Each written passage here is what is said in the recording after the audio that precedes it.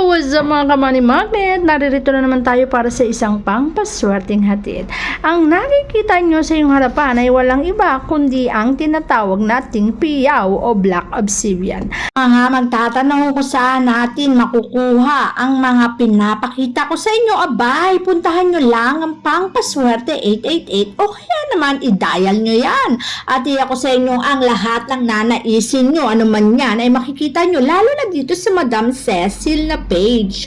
Ayan nga, pagka pinrose nyo pababa, makikita nyo yung profile at ayan na ang lahat ng hinahanap nyo para matagpuan nyo ang mga kailangan nyo. So ano pang ginagawa nyo? I-click nyo na yan.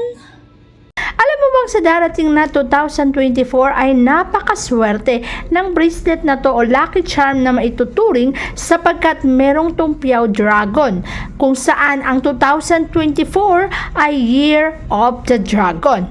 At ang kulay nito na nagsisimbolize sa golden yellow ay swerte po sa taong 2024. At kahit pa hindi 2024, lifetime pong magbibigay ng swerte ang Black Obsidian na piyaw na to.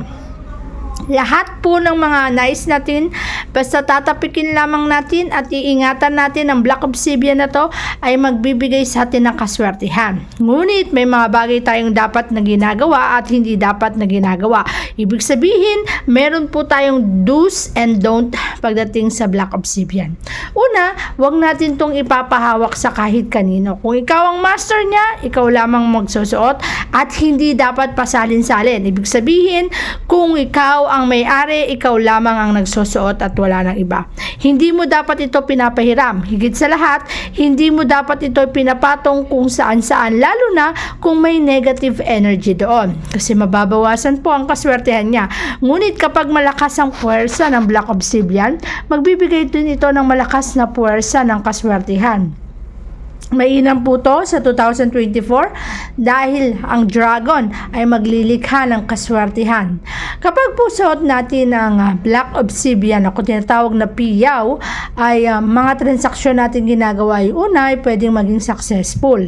Basta tatapikin at hihipuin o hahawakan bago tayo gumawa ng isang transaksyon.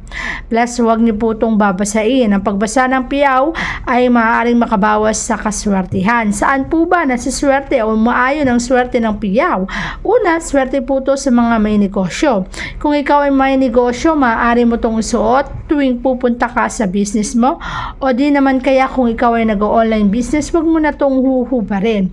Pero kapag ikaw po ay natutulog, maaari mo tong ilagay sa lalagyanan mo, pero pagising mo ay isuot mo agad. Huwag mo itong ipapasuot sa kahit kanino kundi ikaw lamang na master ng piyaw na yan, sapagkat ang piyaw ay magbibigay ng kaswertehan lalo na sa mga nagmamay-ari nito. Lalo na ngayong 2024, ito ang magsisilbing lucky charm dahil Year of the Dragon. At ang piyaw na po yan ay magbibigay din ng walang hanggang kaswertehan. Pangalawang swerteng na ibibigay ng piyaw ay swerte din po ito kung ikaw ay mahilig tumaya sa loto. Kapag ikaw ay tumataya sa loto, palagi mo lamang itong suotin at bago mo isulat ang numero, sa bawat numerong isinusulat mo ay himasin mo lamang ang piyaw at bulungan at maaaring ang mga numero na yan ay lumabas sa loto. Plus po, ang piyaw po talaga, kahit saan mo tignan ang aspeto, ay nagbibigay ng kaswertehan sa lahat ng aspeto. Mapapag-ibig, negosyo, pagtaya ng loto, at sa kung anumang ginagawa nating transaksyon sa ating buhay. Ngunit marami po tayong dapat isaalang-alang. Isaalang-alang natin ang mga bagay na hindi dapat ginagawa para hindi nababawasan ang swerteng dulot nito. Una, huwag mong babasain. Pangalawa, wag mo itong ipapasuot sa iba. Kung nais din ng kaibigan, kamag-anak o kung sino man ang piyaw, bigyan mo sila ng regalo. Ngunit ang personal na piyaw na meron ka ay wag mong ipapasuot sa kanila. Maaari kasing ang enerhiya ay sumalin sa kanila. Kung malakas na ang enerhiyang ibinibigay na swerte sa iyo at ipinahiram mo to sa kaibigan o kamag-anak mo, maaaring ang enerhiya na positibo na nasa sa iyo na ay lumipat pa sa taong pinahiram mahiraman mo nito. Pangatlo, wag na wag mo po itong babasain, sapagkat ang pagbabasa ng piyaw ay hindi maituturing na magandang epekto ang maidudulot, sapagkat kapag binasa mo ang piyaw, maaaring mabawasan ang anumang swerteng maaaring ibibigay nito sa iyo. Pwede mo siyang punasan, pero wag na wag mong ibababat, o kaya naman wag na wag mong babasain.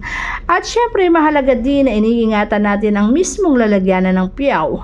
Kung meron po tayong mga box na lalagyanan na personal nito, doon po natin ilalagay. Huwag niyo pong ipapatong sa kung saan-saan, lalo na kung ang pinagpatungan mo po ay marumi o maraming negative energy. Ang piyaw, saan ka man mapunta, ay talagang nagdudulot ng swerte.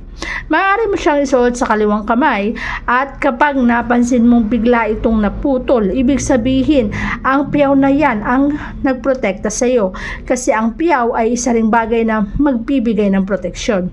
At kapag ang kanyang master ay merong mga panganib na maaring mangyari, biglaan na lamang itong mapuputol, sapagkat siya ang sumalo ng mga panganib o kamalasan na yun.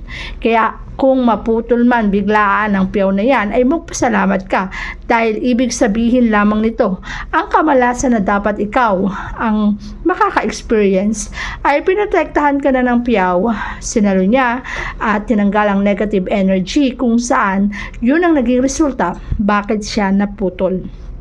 Ibig sabihin, ang proteksyon ay 100% na ibinibigay niya sa kanyang master. Bukod sa proteksyon, pag-ibig, swerte sa negosyo, swerte rin to sa lahat ng transaksyon, at pwede mo rin itong magsilbing lucky charm.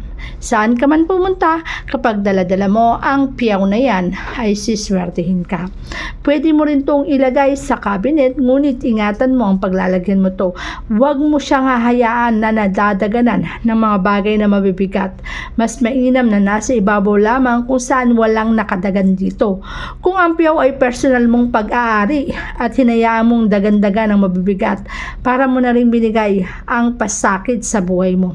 Kaya naman ang piyaw na yan ay ingatan, mas mainam na laging suot, pagtulog ay hubarin, ngunit ilagay sa pwesto na tama lamang at hindi siya mapapatungan, at huwag ding hayaan na mabasa.